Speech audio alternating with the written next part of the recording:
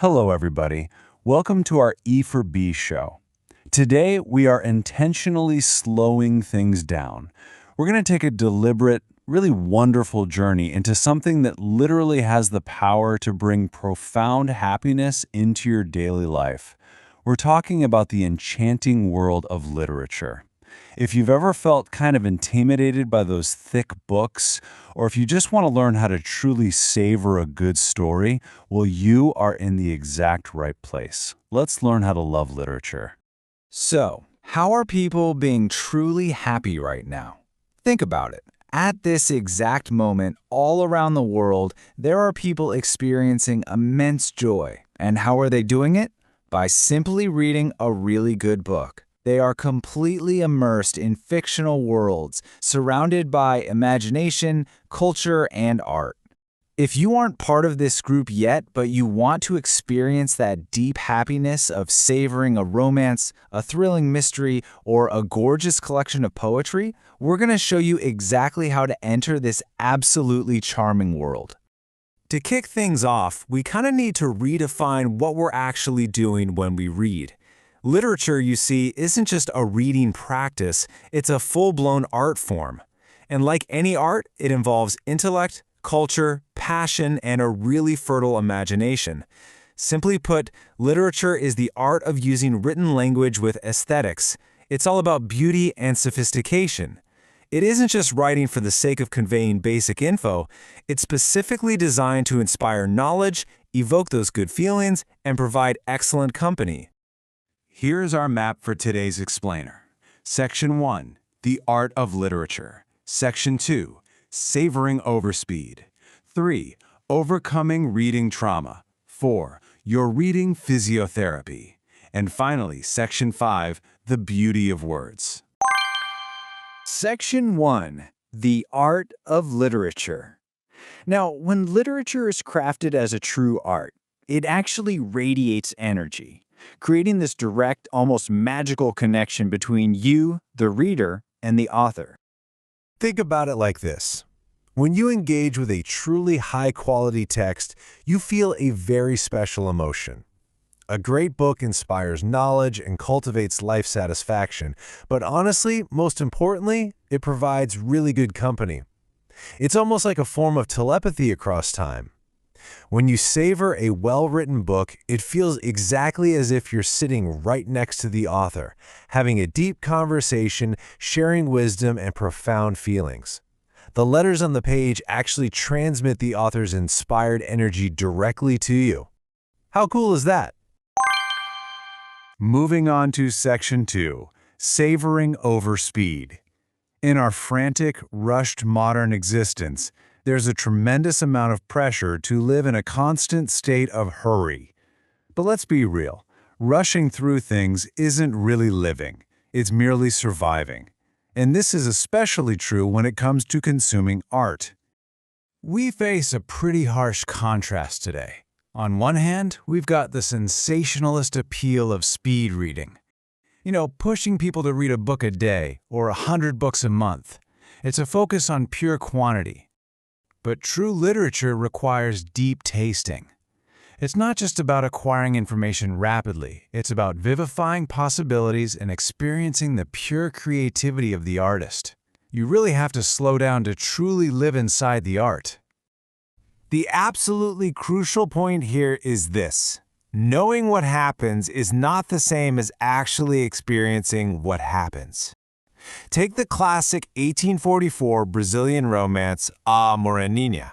I could give you the synopsis right now, right? A medical student named Augusto stays at his friend's house, meets Carolina, falls madly in love, and they pledge their eternal devotion. Boom! Now you know the plot. But knowing that summary doesn't mean you have actually experienced the book. Only by reading it slowly, deliberately, and imagining yourself inside the story can you truly feel the heartbreak, the joy, and how all those events unfolded. Which brings us to Section 3, Overcoming Reading Trauma. We really have to acknowledge something very real here. While an avid reader sees a thick, voluminous book with a sparkle in their eye, kind of like a hungry person looking at a massive feast, other people feel an immediate aversion. Some literally get a physical headache just looking at a stack of pages. And hey, if you feel that aversion, it's completely valid, and there's usually a distinct cause. Many of us carry reading trauma right from childhood. Maybe you were forced to read out loud in public without any preparation, or perhaps you started with the completely wrong genre for your specific tastes. Often, people try to tackle texts that are just way too old, filled with excessively archaic and heavy language that is incredibly difficult for a beginner to grasp. This builds a massive wall between you and the joy of reading. So how do we fix this? Section 4, your reading physiotherapy. Just like a physical injury, a reading injury can be healed. Look, we don't hand a child responsibilities they aren't ready for, right? And if someone is recovering from an accident, they do physical therapy to gently rehabilitate their muscles. We need to do the exact same thing with our reading habits.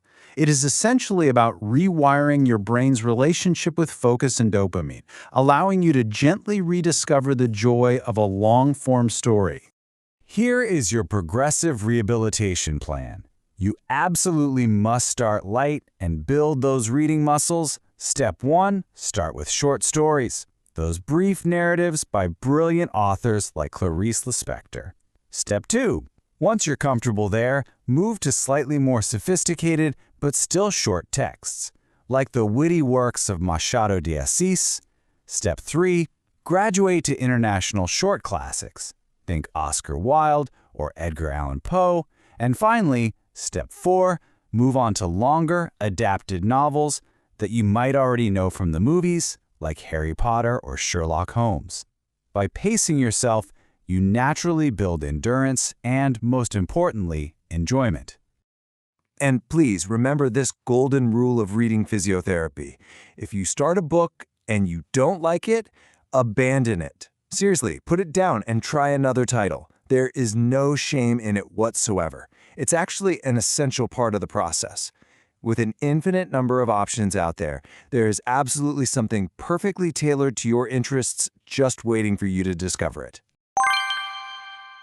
Now for our final part, Section 5, the beauty of words. In movies or TV shows, the magic comes from the visual and audio portrayal that's completely provided for you. But in literature, the true magic lies entirely in the stunning composition of words. The writer's creativity literally paints the landscape directly into your mind. Let's take our time and savor an example. Listen to this translated excerpt from José de Alencar's classic Iracema. Iracema, the virgin with honey lips, who had hair blacker than the grauna's wing and longer than her palm tree stature. Notice how the words don't just say she had long black hair. They use the vivid imagery of nature, of honey and dark bird wings, to create this stunning, romantic painting right in your imagination. Or listen to how Asa de Queiroz illustrates a simple sunset. The sun was falling. A great melancholy of dying light flooded the horizon. The mountains in the distance took the purple tone of crushed violets. Wow, that phrase, the purple tone of crushed violets, is incredibly beautiful. Even a trivial daily occurrence like a sunset can be narrated in such an extraordinary way that it leaves the reader completely ecstatic. Literature also has this profound power to awaken our noblest virtues. Listen to this dramatic excerpt from Victor Hugo's Les Miserables. Misery is a ditch where society throws, every minute, a lost soul. By reading about the dramatic, unfair suffering of others, we actually exercise our empathy muscles. We develop a deep compassion and charity that we then carry back into our real daily lives. Even when a story is completely made up, it provides incredible hidden rewards. Fictional plots are often sprinkled with real historical data, genuine locations, and active cultures that educate us enormously. And even if the story is set in a distant galaxy or another dimension, It expands our vocabulary and awakens a profound sense of mystery and creativity within us. There are infinite reasons to dive into a good book and just be happier. The world of literature is vast and incredibly welcoming, once you know how to truly savor it.